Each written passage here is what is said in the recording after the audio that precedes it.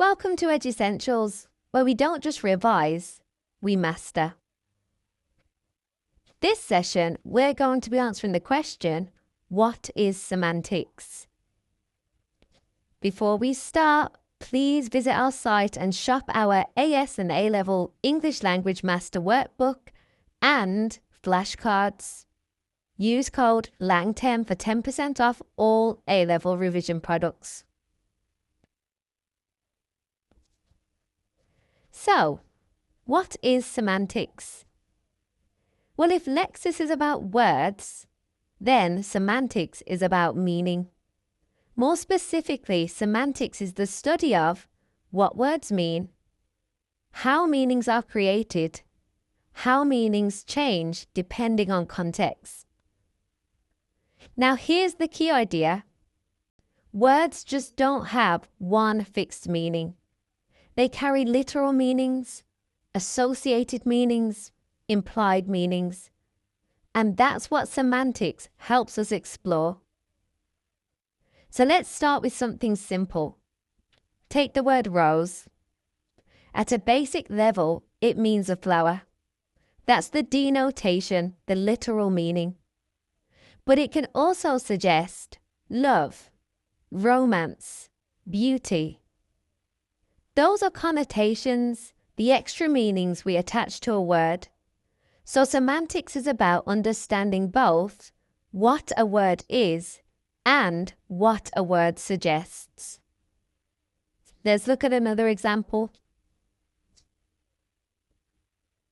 Imagine a writer describes someone as childlike or childish.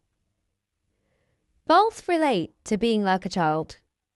But childlike connotes innocence and positivity, whereas childish gives off an immature sort of negative vibe. So the same root idea, but completely different meanings, and that's semantics in action.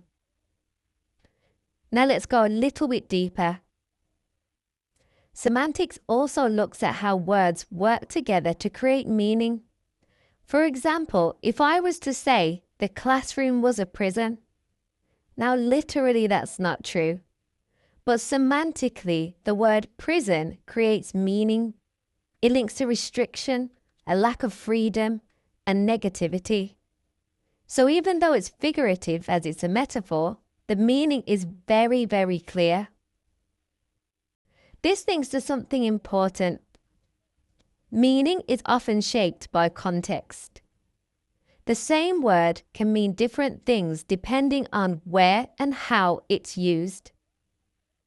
Take the word cold, for example. If I said it's cold outside, I'm talking about temperature. If I say she gave me a cold look, I'm referring to my emotions. But if I said he has a cold, I'm talking about illness. So it's the same word, but completely different meanings. And that's why semantics is so important in analysis. So why does it matter? Because it helps you understand deeper meanings in a text, recognize hidden messages or attitudes, and explain how meaning is constructed. At A-Level, you're not just reading text, you're interpreting meaning. And semantics is the tool that lets you do that. So, how do we analyze semantics properly? Again, this is where students often stay too basic. They spot a word and they stop there. Instead, follow this structure. Number 1, identify the key word or phrase. So look for interesting word choices, patterns, or contrasts. Number 2, explore the meanings. Ask yourself, what is the literal meaning? What does it suggest? And are there multiple interpretations?